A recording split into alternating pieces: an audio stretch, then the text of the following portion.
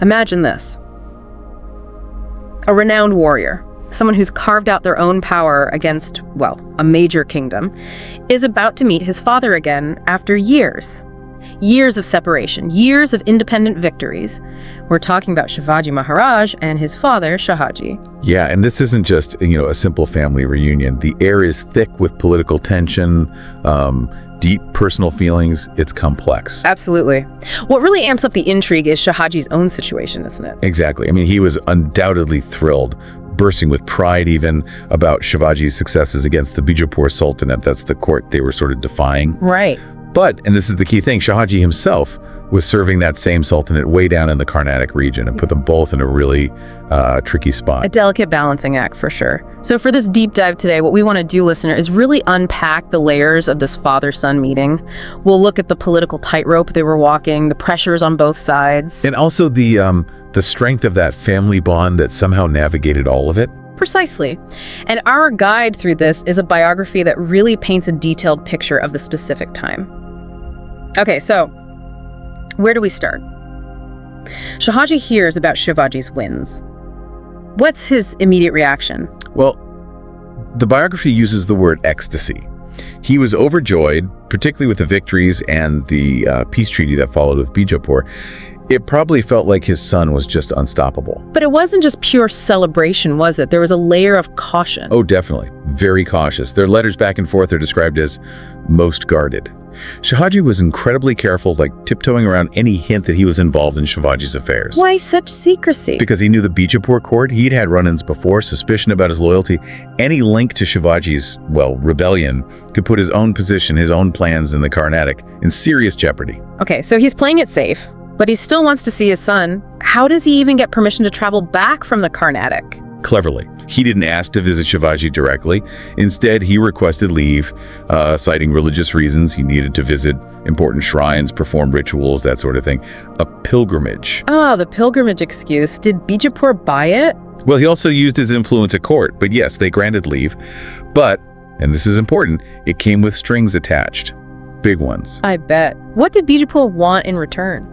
They basically told Shahaji, okay, you can go, but you need to talk some sense into your son. Yeah. They expected him to persuade Shivaji to be obedient, to come to Bijapur, pay respects to the Sultan. Right, bring him into the fold. Exactly. And even become a noble, maybe even take the position of Grand Vizier.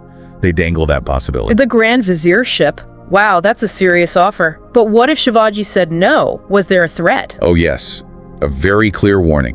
Bijapur told Shahaji point blank, if Shivaji remains defiant, your loyalty is to us, the Sultan. Do not side with your son. Your duty as a subject comes before being a father. Oof, that really lays out the stakes, doesn't it? Yeah. So much pressure on Shahaji. Immense pressure. So, with these conditions hanging over him, he starts his journey back to Maharashtra. And he wasn't traveling alone, right? No, he brought his second wife, Jijabai, and their son, Venkoji. It had been a long, long time since he'd been back home. And the biography mentions a really significant stop he made on the way. Tuljapur, the Temple of Bhavani. Yes, that was crucial. It was about fulfilling a vow. Shahaji had promised, apparently, that if Shivaji succeeded in his mission establishing what the source calls religious and civil liberty, he'd make major offerings to the goddess Bhavani. And Shivaji had succeeded, in his eyes. Absolutely. So Shahaji was there to make good on his promise. He commissioned special gold statuettes made by artists from the Karnatic and dedicated them at the temple. That's quite a gesture. Did he visit other places too? He did. His pilgrimage continued. He went to the temple of Mahadev at Shingnapur and also the Vithoba temple at Pandharpur. And everywhere he went, it seems, he performed acts of charity, feeding Brahmins, giving alms, a real display of gratitude. A father bursting with pride and thanks. Okay, let's switch perspectives. Shivaji knows his father is coming. How does he prepare? Oh, he goes all out. The moment Shahaji crossed into Shivaji's territory, officers were assigned to greet him at every single stop, ensuring his total comfort and security. So the anticipation was high on both sides. Definitely. Shivaji was just as eager to see his father. And you have to imagine, Jijabai, Shivaji's mother, Shahaji's wife. This reunion must have been incredibly emotional for her too, after all those years. And they chose a specific place for the actual meeting. Jejuri temple. Yes, the famous temple at Jejuri. It wasn't just a random choice. They consulted Brahmins, planned it carefully. It added a layer of, religious and cultural weight to the whole event. The arrival itself was choreographed to two groups, fathers and sons entourages, approaching the temple at the same time. And the biography describes this really unique ritual for their first sight of each other, something with clarified butter. Yes, it's quite striking. They filled a large bronze vessel with ghee, clarified butter.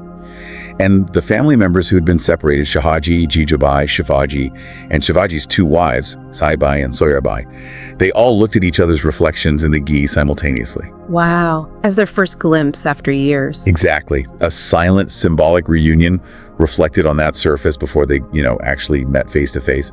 Really poignant. That's incredible. And then I assume the formality kind of broke. Oh, immediately. Shivaji just prostrated himself fully at Shahaji's feet. A deep sign of respect. And Shahaji, overcome, lifted Shivaji up, embraced him. The source mentions tears of joy from both of them. Powerful moment. And didn't Shivaji do something else, something with his father's slippers? He did. As they proceeded, Shivaji walked barefoot, carrying Shahaji's slippers. Another profound display of humility and devotion. And he actually apologized to his father. Yes, he gave a speech, basically acknowledging what he called his transgressions, meaning, making war on Bijapur, actions that could have endangered Shahaji. He essentially offered himself up for punishment. That takes guts and incredible respect. How did Shahaji respond to that? Not with punishment, that's for sure. He was apparently deeply moved and just showered Shivaji with praise. He told him these weren't transgressions, but the acts of a true warrior, fulfilling their family's destiny. So pride completely overshadowed any concern about Bijapur at that moment. It seems so. Shahaji spoke of his pride in Shivaji's valorous deeds, especially in establishing civil and religious liberty. He saw Shivaji as restoring the glory of their ancestors. He basically said he couldn't be happier to be his father. Amazing. And Shivaji's response to this praise? Humble as ever, he bowed again, saying all his success was simply due to Shahaji's blessings and good wishes, that he was just the instrument. It's a really powerful exchange. Shows the depth of their bond despite everything. So after this very emotional reunion, Shahaji gets introduced to Shivaji's court. Yes, Shivaji presented his key officers, his ministers, all the important people in his growing administration. And introductions went the other way too. Shivaji greeted his stepmother Tukabai and stepbrother Vinkoji with warmth and respect. So it became a celebration. Absolutely. Lots of joy, lots of praise flowing back and forth. Shivaji hosted big banquets, gave out charity generously. It was a time of real festivity. And Shahaji stayed for a while in Pune. He did, for about 2 months. And Shivaji treated him and his entire entourage like royalty. Everything was taken care of. Did Shahaji get involved in state affairs at all? Shivaji made sure he did. He consulted Shahaji on basically everything, major civil decisions, military matters. In fact, for the duration of Shahaji's visit, all official state business was conducted formally in Shahaji's name. Wow, that's a huge sign of respect, giving his father titular command. Exactly. It showed profound deference. And Shahaji, well, the biography says, his gratification knew no bounds. He was also apparently amazed by the sheer amount of wealth and treasure Shivaji had amassed. He remarked it was enough to make a great emperor proud. And there were gifts exchanged too, specifically swords. Yes, Shahaji had brought some very fine swords from the Karnatic, and in a really significant gesture, he gave Shivaji his own personal sword, one adorned with jewels. Shivaji must have cherished that. Immensely. He received it with great reverence, named it Tulja, after the goddess Bhavani, and he kept it right next to his other famous sword, Bhavani. These swords were more than just weapons, they were symbols, often worshipped. So this whole period, it seems Shivaji really focused on being a son. Were there any big campaigns or battles during Shahaji's visit? No, not really. The focus was entirely on filial duty. Shivaji dedicated his time to his father, but also showed, equal care and respect for his stepmother Tukabai and stepbrother Vinkoji. Did Shahaji get to see Shivaji's military power firsthand, maybe the forts? He did. Shivaji invited him on a tour of his main fortresses. As they visited each one, Shivaji would explain how it was captured. And Shahaji, with all his military experience, would offer advice on, strengthening the fortifications. So a sharing of knowledge, too. Yes, and a chance for Shivaji to really show his father what he'd built. They visited Pratapgarh, which was strategically vital. Where the Afzal Khan incident happened. Exactly. Shahaji got the full story, the details of the stratagem Shivaji used against Afzal Khan. And along the tour, The local fort commanders and nobles were all introduced to Shahaji. It was a comprehensive display. But this couldn't last forever. Shahaji eventually had to think about returning to the Karnatic. Right. When they reached the fort of Panhala, Shivaji made another plea. He apparently asked his father quite earnestly to stay, to spend his remaining years in Maharashtra and help guide the kingdom. But Shahaji decided against it. Why? He had his reasons. First, practical staying meant giving up the considerable wealth and lands he controlled in the Karnatic. But more strategically, he believed his position in the Karnatic, even within the Bijapur structure, could actually be an advantage for Shivaji later on. A foothold, maybe, for expanding Maratha influence southward, for that larger dream of challenging Islamic rule more broadly. So staying away was actually a strategic move for Shivaji's future. That's how Shahaji seemed to frame it. And Shivaji, despite wanting his father close, ultimately understood and accepted the decision. So preparations for departure began. Yes, more banquets, more entertainments at Panhala, and a final massive exchange of gifts. Shivaji gave magnificent presents to Shahaji, Jijabai, Venkoji, and all of Shahaji's main officers and followers. Nothing was spared. A large escort was arranged for their journey too. The actual farewell must have been tough. The source calls it most sad.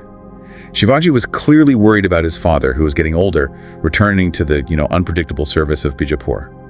He kept urging Shahaji's officers to look after him diligently, promising them rewards. Just a son concerned for his elderly father. Exactly.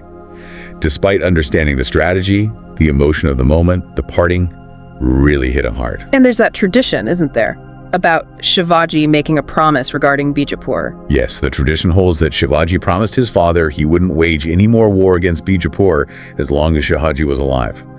Whether it's strictly factual or legendary, it speaks volumes about the respect he held for his father. So Shahaji heads back. How was his return received in Bijapur? He reported back to the Sultan. Apparently, in a private meeting, he presented the lavish gifts Shivaji had given him as his own tribute, his Nazar, to the court. Playing the game. And he assured them he'd successfully influenced Shivaji, brought him someone into line. But tragically, it wasn't long after his return to the Karnatic that Shahaji passed away. So that reunion, that was the last time they ever saw each other. It was their final meeting. Devastating news for Shivaji, I imagine. Profoundly so. He felt the loss deeply. Shahaji wasn't just his father. He was seen as a protector, a source of quiet encouragement. That pride Shahaji had shown him, that was a huge motivator, and now it was gone. And his mother, Jijabai, how does she take it?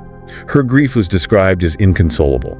So much so that she initially resolved to commit satiwo, the practice of a widow immolating herself on her husband's funeral pyre. Oh wow, that must have caused panic. It did. Shivaji's key ministers, Morpan, Naraji, Dattaji, they had to intervene urgently. They pleaded with her. What was their argument? They essentially told her that if she died, Shivaji would be so destroyed by grief he might not survive himself. The kingdom they'd all worked so hard to build would just collapse. Both Shahaji's and Shivaji's names, their legacy, would be extinguished. That's a powerful argument. Did it work? It did. Faced with the potential ruin of everything her husband and son stood for, she relented. She agreed to live, to see her son's future glory. A heavy burden for her to carry. And Shivaji. Did he honor his father after his death? Yes, absolutely. He performed all the funeral rites with great solemnity, and he commissioned a significant tomb for Shahaji at Bandakir, the place where he died. A lasting memorial. And more than that, he actually arranged for the upkeep. He purchased the revenue rights of some nearby villages from Bijapur, specifically to fund the tomb's maintenance and annual ceremonies in Shahaji's honor. Okay, so as we wrap up this deep dive, looking back at this whole episode, the reunion, the aftermath, what are the main takeaways for you? Well, first, I think it's a powerful reminder of just how strong family bonds can be, even across huge distances and, frankly, conflicting political loyalties. Right, that personal connection shines through. Second, it really throws into sharp relief the sheer complexity of the political world back then, the constant maneuvering, the pressure, the need for caution. It was intense. A real tightrope walk, as you said earlier. And finally, despite everything, their different paths, the pressures you see, this deep, underlying mutual respect, and I think admiration between father and son, it comes through in their actions, their words. Absolutely. So hopefully you, the listener, now have a richer sense of this pivotal moment in Shivaji's life. It's more than just dates and facts. It's about these intricate human emotions and political challenges. Yeah, understanding the context really brings it to life. So here's something to chew on as we finish. Think about those powerful family ties clashing with political ambition and loyalty. If Shahaji had stayed or lived longer, how might that have changed Shivaji's trajectory? What does this whole story tell us about the challenge of building something new, a legacy, while still honoring those deep personal connections to family? It's a fascinating question. Definitely worth exploring more about Shivaji Maharaj and the Maratha Empire if this has sparked your interest. Indeed, until our next deep dive. I hope you like this chapter. We need volunteers and sponsors to create content with even better quality and with more variety. If you wish to join this initiative as a volunteer or sponsor, please click the links given in description below. To help us reach more viewers, please like, comment, share, and subscribe to Biography Central. Thank you for your time. It means a lot. Namaste.